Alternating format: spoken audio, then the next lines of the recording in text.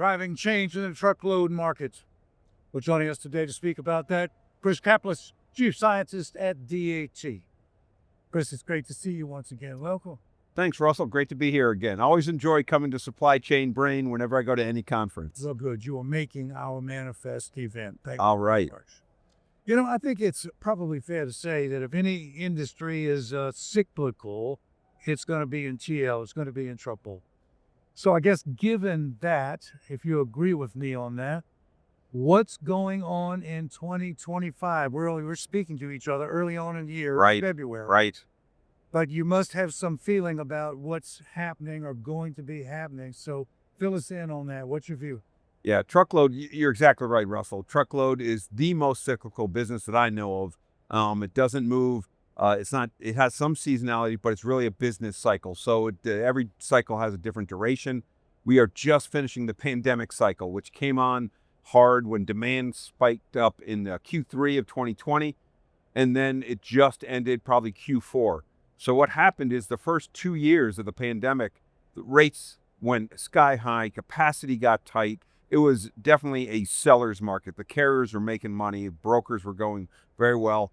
Over the next 2 years, or next 12 months, it bottomed out and it took another 12 months to recover. So the pandemic, a lot of people said, well, that's just the pandemic, but this happens repeatedly. And so one of the dangerous phrases that people say is, well, this time's different. And this time's not different. We are just finishing a 49-month cycle, which was a pandemic cycle where it peaked, where rates went up 50%, dropped by more than 50%, and now are coming up. So where does that leave us? I think where we are now, we've been coming out of a trough and kind of going up to equilibrium. So are we recovering? Are we spiking up like we did in the beginning of 2020 during the pandemic? No.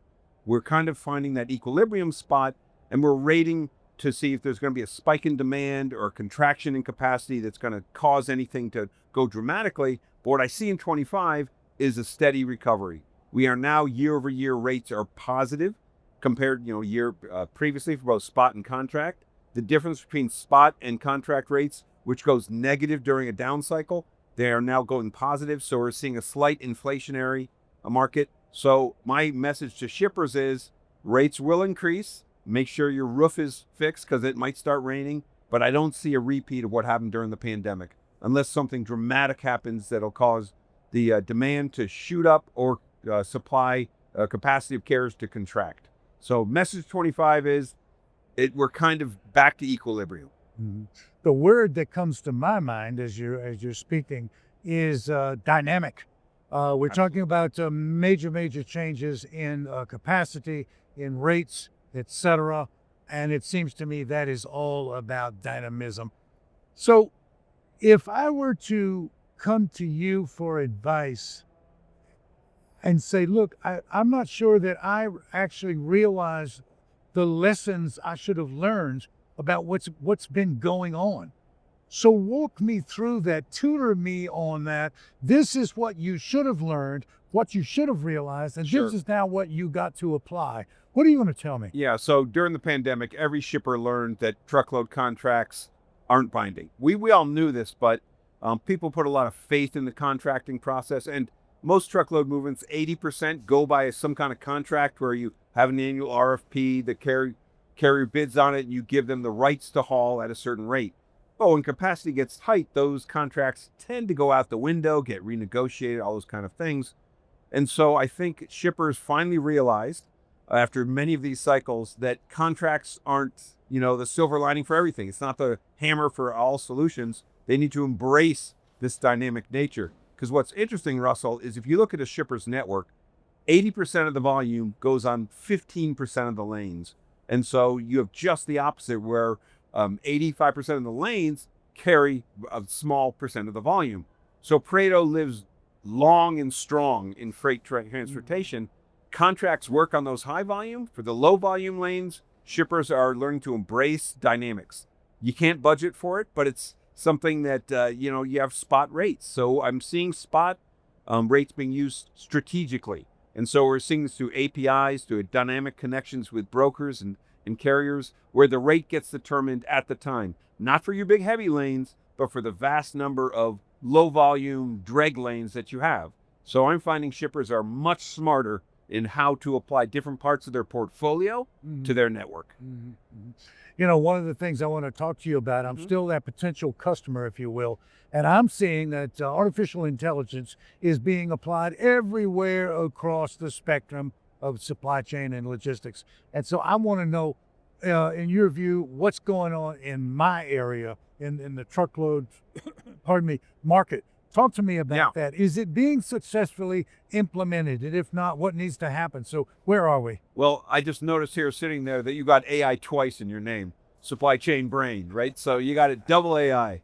So AI, there's so much hype, and we've been in this industry long enough. We've seen RFID come and go, blockchain, 3D printing, and they're all great technologies find their niche. I think AI is different. AI is transforming the way we can do things, but having said that, a lot of people use AI means we use math. And so where I see AI being successful is where you have a bunch of unstructured data.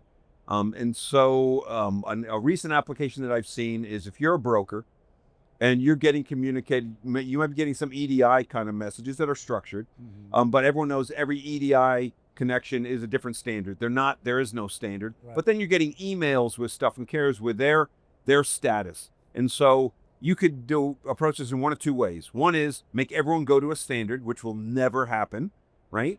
And then the other is to create AI that'll take this unstructured data, add to it, figure out what's right, and then make it fit to your system. So it's almost like a filter that's reining in the chaos, because you can't standardize chaos, but you, as a receiver, you can process it. So I'm seeing AI being much better there to take all this unstructured data, make sense out of it, and validate it to allow you to use it in your system. That seems to work. There are a lot of other claims where a lot of chatbots out there, which are great. But in transportation, we have some of the most structured data once it's in the system for the tenders, transactions. That's fairly structured. So you know the 10 questions you're going to ask. It's not as unstructured, but I see AI for bringing in data and making sense of the chaos that it is when you're dealing with thousands of carriers that you have to work with. Interesting. So it's a useful tool even for our industry. Excellent drill down, I must say, but now I want to turn to something that's a little bit closer to home. For the benefit of anybody that's not familiar with DAT or not as familiar perhaps as they should be, walk us through and talk about the focus of the company. What's it all about? Yeah, DAT has been around for almost 30 years, and we work with 3 different sets of customers: shippers, carriers, and brokers. Historically, DAT has been a broker solution and helping them determine how to get capacity, mainly from the small size carrier bases, the long tail of carriers, the owner-operators and small fleets.